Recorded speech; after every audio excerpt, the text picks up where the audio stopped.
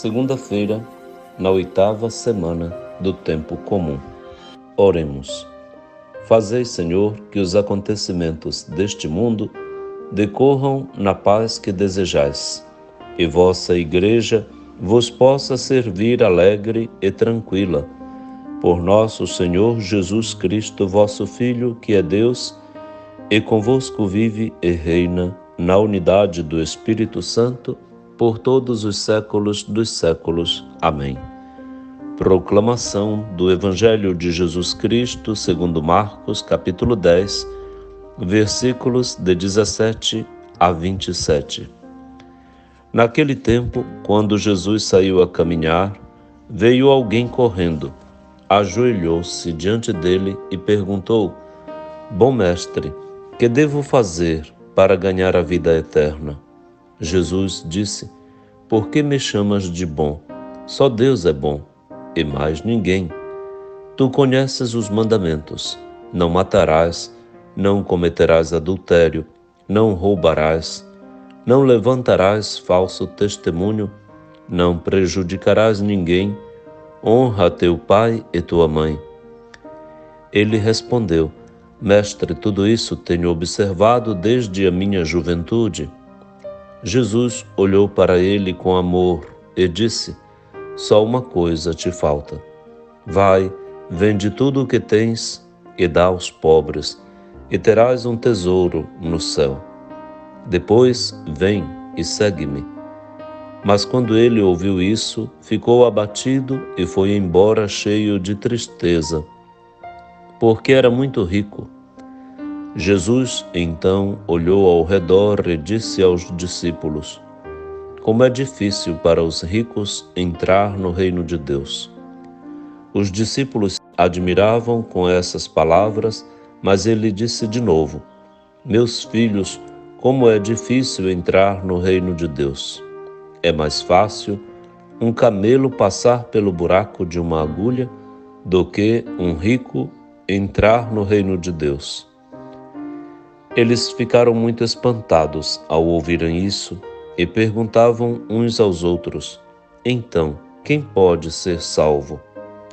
Jesus olhou para eles e disse: Para os homens isso é impossível, mas não para Deus. Para Deus tudo é possível. Palavra da salvação. Glória a vós, Senhor.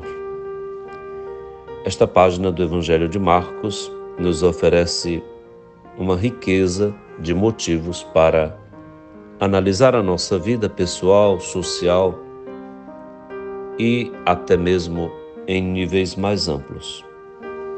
Um homem corre, se ajoelha diante de Jesus, ele pergunta o que deve fazer para ganhar a vida eterna.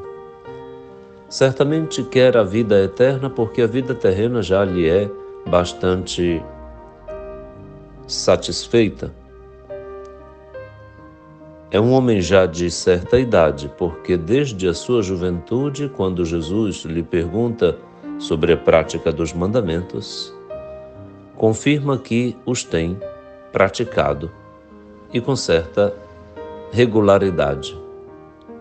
Então se trata de uma pessoa experiente. Representa bem qualquer pessoa bem-sucedida, que tudo tem, que não tem grandes dificuldades, ou que acumulou uma quantidade de bens e de experiências que pareciam ser suficientes para ter tranquilidade e segurança na vida. Mas esta pessoa, este empreendimento, não está feliz, precisa de vida a mais.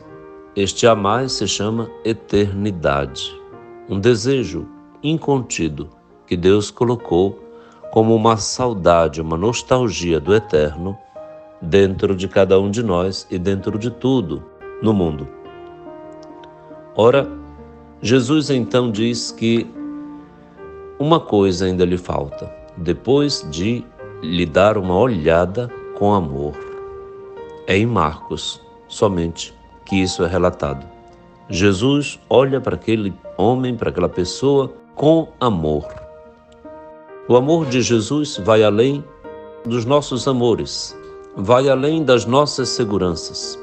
Ele tem algo que tudo o que conseguimos não é capaz de nos dar. E que algo é esse? Aquela experiência de liberdade, de leveza, de pureza que só Deus é capaz de nos desafiar a ter. É preciso deixar tudo o que se conseguiu. É preciso trocar todos os bens pela felicidade dos outros. Dar o que se tem a quem nada tem, os pobres. Um desafio que incomoda qualquer pessoa. Como dar o que se tem? Como partilhar aquilo que se conseguiu com tanto sacrifício? Que absurdo é esse? Mas Deus pensa assim. Nós pensamos na medida às avessas. Nós queremos acumular para ter a sensação de que está tudo bem. Só está bem para nós quando a gente tem e pode dizer: repousa, relaxa, porque você já tem o que precisa. Nosso Senhor tem um a mais, que define a eternidade da gente, a vida eterna, que a gente tem dificuldade de acreditar e de arriscar o tempo todo, quer a nível pessoal, quer a nível social.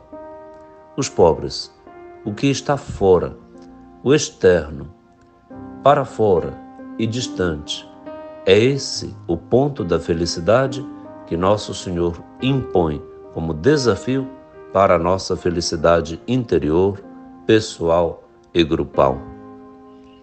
Mas o homem saiu triste diante de Jesus, porque era muito rico e não concordou com a proposta de eternidade de Jesus.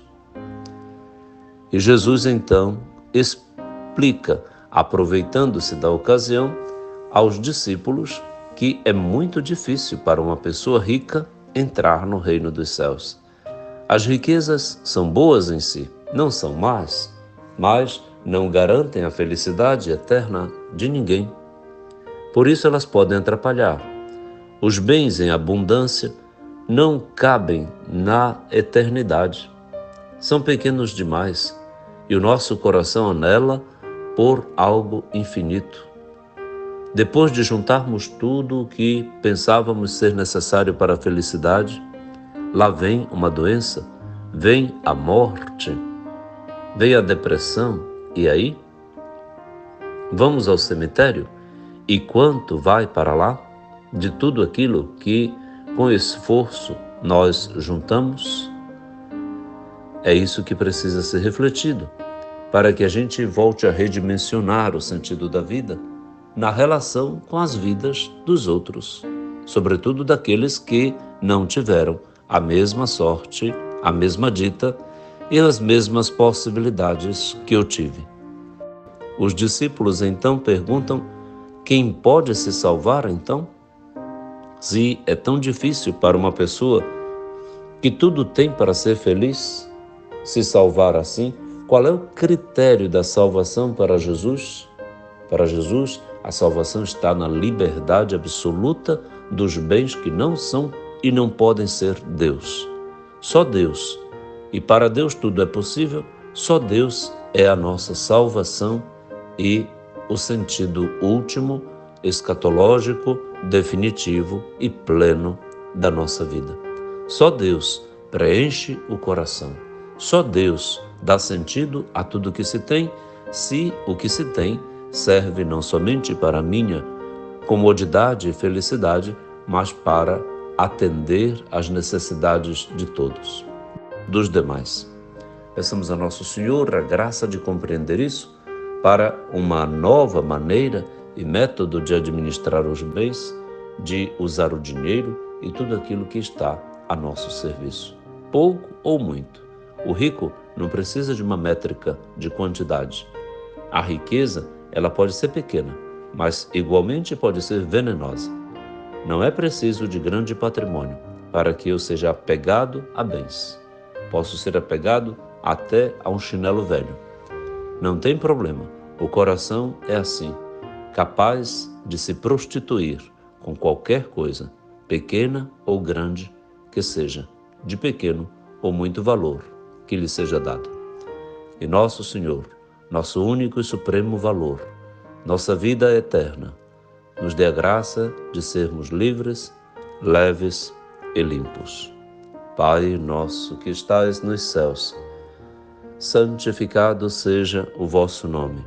Venha a nós o vosso reino, seja feita a vossa vontade, assim na terra como no céu. O pão nosso de cada dia nos dai hoje. Perdoai-nos as nossas ofensas, assim como nós perdoamos a quem nos tem ofendido. E não nos deixeis cair em tentação, mas livrai-nos do mal. Amém.